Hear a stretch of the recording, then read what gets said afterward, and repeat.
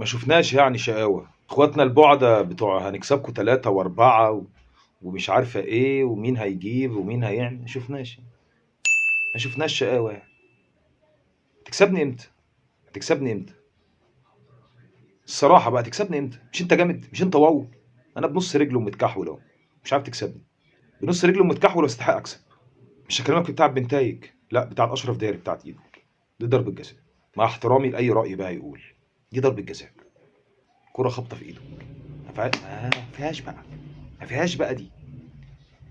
رغم كل ده انا برجع بالنتيجه قصادك للمره الثالثه. هتقولوا كولر جبان وكولر مش عارفه ايه وكل، لا برضه قبل ما يكون كولر جبان وكولر مش عارف ايه، الجيل ده من لعيبه الزمالك راكب الاهلي نفسيا. النهارده كولر اتسال في المؤتمر كام سؤال، ففي حد قال له تفتكر انك انت ممكن لعبت الاهلي نفسيا في الماتشات دي؟ قال له اه ممكن ربما.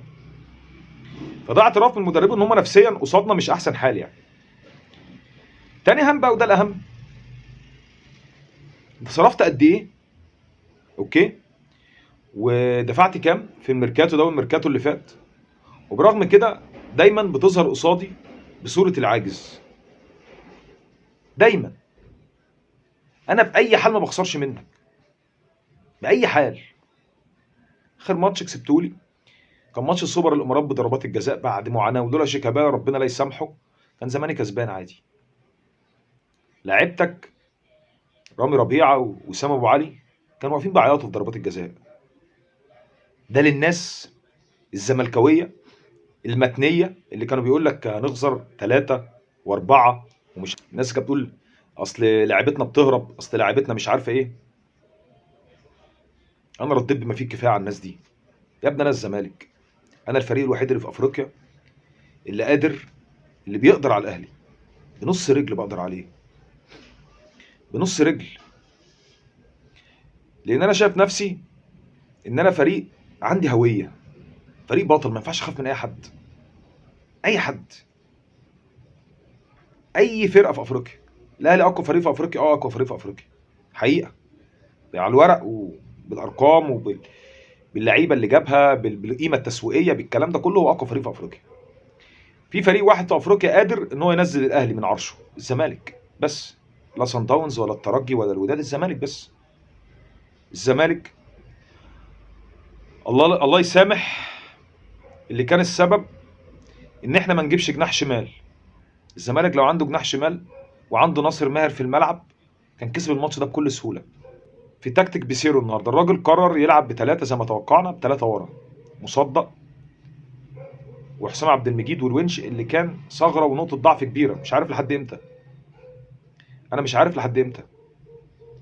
انا شايف ان الزمالك قدر ينظم صفوفه كويس وقدر يلعب تحت الكوره وخلاص محدد، لكن شكلنا في التحولات او ان المدرب ما قدرش يخلق منظومه لعب تخليني اقدر يبقى ليا تواجد هجومي. انا واحد من الناس ما شفتش الشناوي 35 دقيقه تقريبا، ما شفتوش. فانا ما بحبش يعني طريقه 3 دي، لان هي بتحتاج مدرب مش اي مدرب. عشان تلعب ب3 ويبان شكلك حلو واقف على رجلك متحكم في الريتم بتاع الجيم، لازم يكون معاك بروفيسير زي فيريرا. فيريرا لما كان بيلعب ب3 غير اي حد. اما اي واحد تاني غير فيريرا هيلعب ب3 هيبقى الشكل كده. دقيقه 70 الزمالك قرر يغير طريقه اللعب كلها بالتغييرات بعد ما اتاخرنا، بعد الدقيقه 72. يعني انت غيرت بعد الدقيقه 72 تمام، بعد الجون اللي دخل فيك شكل الزمالك هجوميا اتحسن. وانا عندي راي ان حتى الاهلي رغم تحفظنا احنا الزياده عن اللزوم، لان الاهلي انا شايفه مش الفرقه اللي تتحفظ قصادها زياده عن اللزوم، لانه فريق بيعاني دفاعيا. اضغط عليه. خط نص الاهلي وخط دفاعه مش أقوى، مش خط نص جامد اصلا ولا دفاع جامد. يعني ايه احمد رضا ومروان عطيه خط نص؟ ايه ده اللي يهتني في احمد رضا؟ انا اسف يعني، لعيب مش لعيب قالوا الزمالك اصلا. انا بس سبتهم يعني، الناس اللي كانت بتتكلم تقول لك ده فرجاني ساسي جديد ومش عارفه ايه. الناس من ماتش قصاد الاسماعيلي يا جدعان، الاداء اللي اداه في ماتش الاهلي اداء فرقه درجه تانية. ماتشات الاسماعيلي مش مقياس. الاسماعيلي بيلعب بحبه عيال. لو الاسماعيلي بكره هبط العيال دي هتتوزع على انديه الدرجه الثانيه والثالثه، مفيش حد فيهم يلعب درجه اولى. الاسماعيلي في ذمه الله، فمش مقياس ان عيل يلعب ماتش سهل زي ده ويعمل باصتين ومش عارفه ويجيب جون خطأ حارس، ما اي حارس مرمى هيصدها. فالناس الاهلاويه يزيطوا يقول لك ده فرجاني ساسي. هي اي هيصه كده. اديك شفته النهارده ما شاء الله، ما شاء الله كان مساحه، مساحه اتفرش فرشتين بفلوس والله العظيم. الافوره ومحاوله انك تدي الاهلي اكبر من حجمه غلط، لكن تحفظ بسيره انا عذره فيه، تحفظه انا عذره فيه. لكن هو اكيد شاف واتفرج وعرف ان مش الفرقه دي اللي تنزل مقفل قصادها. الفرقه دي لازم تلعبها جيم راس براس، تكسبهم، تكسبهم والله. لما لعبت كوره عليهم مسكت كوره وضيعت. الجيل بتاع الزمالك الحالي نفسيا بقى يقدر يسير الماتشات زي ماتشات الاهلي، ماتشات الديربي. نفسيا بيتفوق على لعيبه الجيل الحالي من الاهلي مهما جابوا من صفقات. النهارده الزمالك كان بيلعب تقريبا من ناقص لعيب طول الجيم. دونجا يوم ما ظهر خد انذار، اول كره اشوفه فيها فعلا في الملعب لقيته بياخد انذار، انا ما شفتوش. فانت بتلعب من غير دونجا اللي هو اصلا مستواه في الضايع، بتلعب من غير ناصر ماهر، بتلعب من غير احمد حمدي، بتلعب من غير جناح شمال، ما بتخسرش، بالعكس انت الاحق بالفوز كمان. فانا شايف ان انا كزمالك لازم ابني على كده، ولازم اقفل على نفسي، اشوف فرقتي محتاجه ايه اول السيزون الجديد. لازم اشتغل من دلوقتي كاداره او كلجنه كوره، اللي انا خلاص بخاطب لجنه الكوره، ان انا اشتغل على جناح شمال ومهاجم ولاعيب ستة من دلوقتي. جناح شمال ومهاجم ولاعيب ستة. الزمالك لو قدر يجيب 3 سوبر في المراكز دي هياخد كل حاجه، والله هياخد كل حاجه. جناح شمال لعيب 6 ومهاجم، جناح شمال لعيب 6 ومهاجم، ومش اي جناح شمال ومش اي لعيب 6 ومش اي مهاجم، ده ال3 بيجوا يلعبوا اساسي. فطبيعي يكونوا لعيبه عندها كواليتي، طبيعي يكونوا لعيبه يقدموا لك اضافه. مش عايز بقى اجيب لعيبه وراهن عليها، وراهن على هامش التطور، وراهن مش عارف على ايه، وراهن على ايه. حاول تركز قوي وانت بتنتقي اللعيبه دي عشان ما ياخدوش وقت ويخشوا معانا، يخشوا معانا على طول. انا عايز لعيب يجي امبارح يلعب النهارده بس. ابني على كده. الامور مش سوداويه قوي عندنا، ده احنا والله باقل القليل بنعمل انجازات. السنه دي تارجتنا لازم يكون المنافسه على الدوري، منافسه على الكونفدراليه، مش منافسه بقى، لازم يكون تارجتنا الحصول عليهم، الحصول على الكونفدراليه، الحصول على بطوله الدوري، الحصول على بطوله الكاس، ايا كان الوضع. لازم العب على كده، تارجتي كده. اقولها تاني وتالت ورابع، الزمالك مش قيمته ان يلعب كونفدراليه، مش قيمتنا. انا قيمتي نلعب دوري ابطال. لازم يبقى تارجتي ان انا لو ما خدتش الدوري اخد تاني عشان اقدر العب دوري ابطال. الزمالك قيمته الطبيعيه كده، حجمه كده. ما دام انت بقى بتشارك في الكونفدراليه وربنا رايد كده يبقى خدها، كل ما بتشارك فيها خدها. اسمك وهويتك بتقول انك انت ما ينفعش تكون بتشارك فيها وما تاخدهاش. وحاجه بسيطه كده، النهائي الثالث ده برضه نهائي الكونفدراليه ده هيكون بيننا وبين بركان تاني. نهائي الكونفدراليه الحالي هيكون بين الزمالك وبركان، كل ما اخشى ان الثالثه تبقى ثابته مع نهضه بركان، ده كل ما اخشاه. ماتشات القمه لعيبه الزمالك والجيل الحالي في الزمالك بيقدر يلعب الماتشات دي احسن شكل ممكن. الجيل الحالي فعلا جيل يقدر يروح لبعيد مع الزمالك لو احسنت لجنه الكوره ومجلس الاداره تدعيم الفريق في الميركاتو الجاي. فانا قدامي فرصه ان انا اقدر اصنع فرقه تاخد كل شيء، جناح شمال، مهاجم، لعيب نص، وتفعيل بند من تاج، وتجديد عقد عبد الله السعيد وزيزو. ولو ما جددتش عقد زيزو وعندك القدره انك انت ما تجددش عقده، عوضه بجناح يمين لو عندك القدره بقى. لو عندك القدره انك تدفع $1,000,000 في لعيب ولا 1,500,000 في لعيب هاته. ما عندكش القدره جدد لزيزو.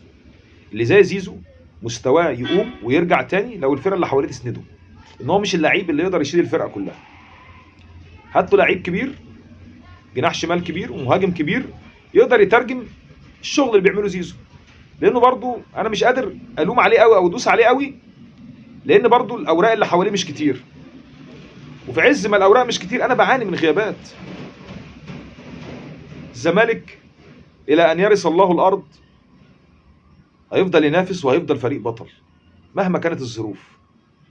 واخواتنا واصحابنا اللي كانوا بيقول لك مش عارف هنروح نعمل ايه واللعيبه بتعمل ايه، اديك شفت، اديك شفت مين الاحسن جوه الملعب، مين اللي كان احق، اديك شفت. تحفظنا في الشوط الاول، ما كانش هنا تواجد هجومي، الكلام ده كله تكتيك. الشوط الثاني لما لعبت جيم طبيعي وعادي جدا وفكيت، لا كنت احسن كتير. شرقي نص الزملكاويه اللي كانوا بيتفرجوا على الماتش اول ما شافوا بن شرقي قالوا هيجيب فينا جول، وانا كذلك انا قلبي انقبض. ليه هيجيب فينا جول؟ احنا عارفين بن شرقي كواليتي محترم، لعيب محترم، لعيب كوره كبير. لكن اللي يقول عليه بقى تصرف مش عارف ايه، بن شرقي تصرف محترم ولاعيب مش عارف ايه، لا ده لعيب قرر يلعب في غريمك، يلعب عند غريمك.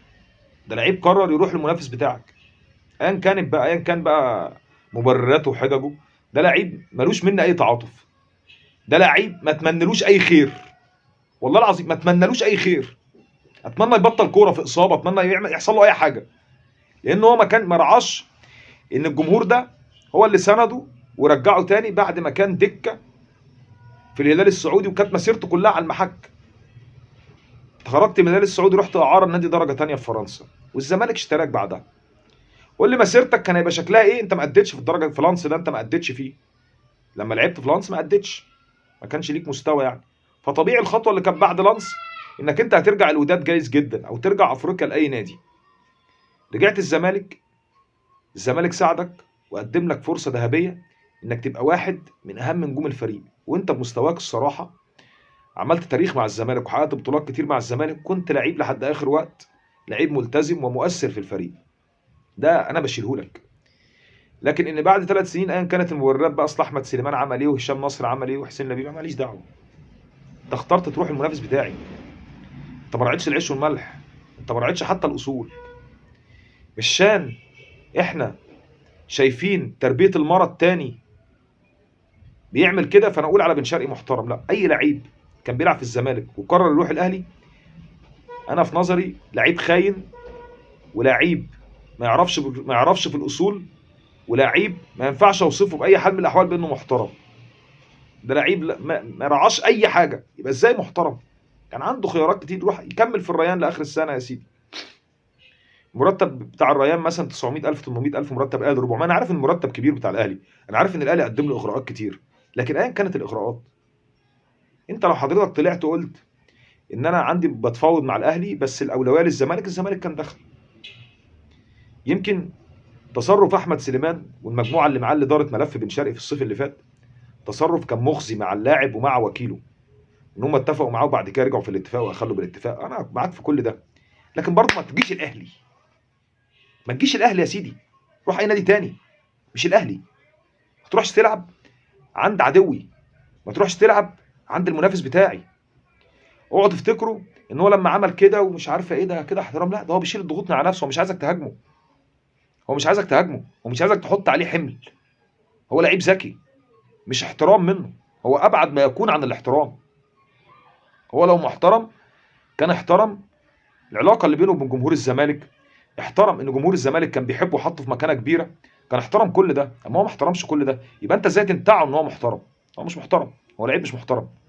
واي لعيب ساب الزمالك او كان بيلعب في الزمالك وكان قصاده الزمالك وراح الاهلي فهو لعيب مش محترم. انا راجل زملكاوي، ده رايي. ما ينفعش تقول عليه لعيب محترم. مش عشان شفنا حبه لعيبه هلاهيل، اذا كان الواد اللي اسمه كهنبه ولا الواد التاني تربيه المرة ده، مش عشان دول طلعوا عيال ناقصه وحبه عيال زباله وده مش عارف طلع ايه فده يبقى محترم. يعني بنهري لعيب كان بيلعب عندك، عمل تاريخ عندك، ارتبط بالجمهور والجمهور ارتبط بيه والجمهور ياما طالب بعودته. حصلت ظروف او مشاكل اداريه او الاداره لم تحسن اداره ملفه فبيروح المنافس بتاعك.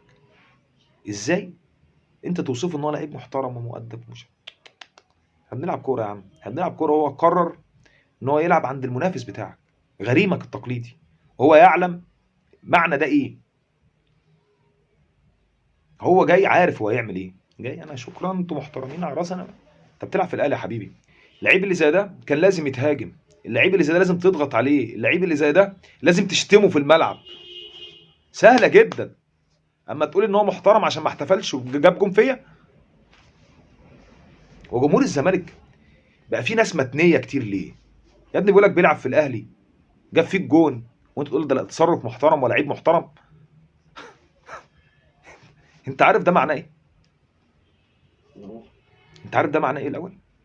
بعد كده بقى اي لعيب بقى هيمشي من عندك يروح الاهلي عادي ما دام هيحترم الجماهير. كده انت بقيت الاتحاد السكندري والمصري والمحله، ما بقتش زمالك. اعرف ايه اللي صح وايه اللي ما يصحش، وايه اللي يجوز وايه اللي ما يجوزش. انا نادي اديتك كل شيء وجمهوره اداك كل شيء. انت اخترت انك تروح ايا كان بقى، اخترت انك تلعب في الغريم التقليدي والمنافس الازلي. خلاص انت بقيت عدو، اللحظه دي بقيت عدو.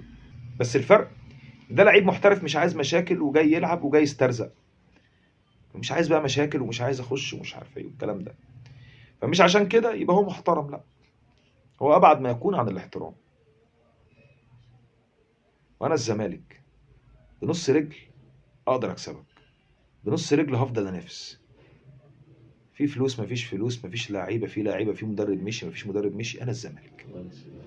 انا الزمالك صرفت على الفرقه مليار جنيه، عندي ناصر منسي بينزل يبوظ لك كل حاجه، بينزل يبوظ لك كل حاجه. ناصر منسي لعيب ببلاش، ببلاش برغيف وحته جبنه، لعيب واحد. احنا بنعرف نغزل برجل حمار، احنا بنعرف نستفاد من اقل كارت في ايدينا. شوف انت صارف قد ايه وعامل قد ايه، ولاعيبه في كل مركز 3 و4 ومش عارف ايه، وبتيجي قصادي بتلعب بباكين مدافعين، باكين لعيبه نص ملعب، اذا كان كوكا ولا اكرم، هو ثابتين. ليه؟ عشان انت خايف. اصل هو الناس بتقول مقياس الخوف، الزمالك كان خايف ومرعوب من الاهلي وبيلعب بثلاثه ورا. بلعب بثلاثه ورا بس الباكين بتوعي فاتحين على طول، بدليل ان الجون صناعه الباك اليمين وتسجيل الباك الشمال. انت بقى موقف الاربعه كلهم ورا، انا اعتبر بلعب بثلاثه ورا، انت موقف اربعه باكنز واقفين.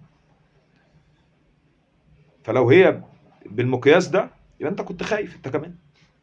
اللي بيقول بس ان الزمالك كان خايف، لا انت كنت خايف انت كمان، انت كنت مرعوب انت كمان، وبان على المدرب بتاعك. الزمالك عندما تعاقد مع محمود بنتايج تعاقد معاه لمدة عام على سبيل الإعارة، ويفعل العقد لمدة 3 سنين جاية بمجرد سداد الزمالك لمليون دولار قيمة بند أحقية البيع. فالزمالك لو جه بكرة دفع المليون دولار لسانت إتيان في عقد محمود بنتايج مكمل معاك اوريدي 3 سنين كمان. غير كده يبقى هري. في حبة ناس بقى، الناس اللي مش عارفة أنا آسف، بيقول لك أصل لازم موافقة اللعيب، بند تفعيل الشراء مفيش حاجة اسمها موافقة اللعيب أصلا، هو اللعيب موافق اوريدي على العقد لأن هو مضاه معاك، فهو مش ماضي سنة وخلاص على كده، هو ماضي 3 سنين جاية. ان في حاله الزمالك دفع مليون دولار في عقده اللي معاك متفعل 3 سنين جايه. بالمناسبه بنتايج بياخد 300,000 دولار في السنه في الزمالك، بالمناسبه بياخد راتب قليل وكويس. في العقد الجديد بتاعه اللي هو يستمر ل3 سنين بيتقاضى تقريبا في حاله تفعيل العقد، فهو يتقاضى تقريبا 400,000 دولار، والعقدين معمولين. فتفعيل عقد بنتايج في ايد الزمالك، لو راح بكره الزمالك اخبر نادي سانت اتيان ان انا فعلت بند الشراء بتاع بنتايج اللي في عقد بنتايج، خلاص اللعيب بتاعك 3 سنين جايه ادفع الفلوس بقى يوم 30/6، قبل 30/6 تدفع مليون دولار. وعلى ما اظن رقم مليون دولار مش هيبقى كبير قوي، لان انا قلت وهفضل اقول ان الزمالك لازم يسعى من دلوقتي ان هو يدور على عرض الفتوح، وبفلوس فتوح تقدر تفعل عقد بنتايج وتقدر تشتري محمد حمدي من انبي لو انت عايز، لان انا شايف ان مثلا ان محمد حمدي مش هيبقى مفيد معايا قوي، وان لعيب زي الباك الشمال بتاع بتروجيت اللي اسمه توفيق ده اولى بالفرصه من محمد حمدي. تمام. انا ادي الشريعي محمد حمدي اقول له خد لعيبك، اقول ان الشريعي هيطلب منك 70 و75 مليون جنيه، الشريعي كده كده انبي هيهبط، فالشريعي مش لاقي، وراجل ما تعرفش تشتري منه ولا تبيع منه، ما تعرفش تعمل اي حاجه معاه الشريعي ده. فالصح والاصح ان انا افعل عقد بنتايج واستغنى عن فتوح ومحمد حمدي واعوضهم بالباك الشمال بتاع بتروجيت. يبقى انا عندي بنتايج وعندي الباك الشمال بتاع بتروجيت اللي هو توفيق ده، مش فاكر اسمه توفيق الصراحه، بس هو باك شمال محترم قوي، عاجبني قوي من اول الدوري، من اول الدوري. الزمالك الحمد لله بيرجع من بعيد وبيثبت في كل ماتش ديربي ان الجيل الحالي من اللعيبه لا يهتز نفسيا بالتاخر امام الاهلي، بالعكس بيخلق دوافع لنفسه، بيقدر يقاتل وبيقدر يخرج بالجيم زي ما هو عايز. بيسيرو مدرب كويس، مدرب واقعي. الزمالك في المرحله دي كان محتاج مدرب واقعي زي بيسيرو، ومحتاج مدرب يكون مرن تكتيكيا. والسلام.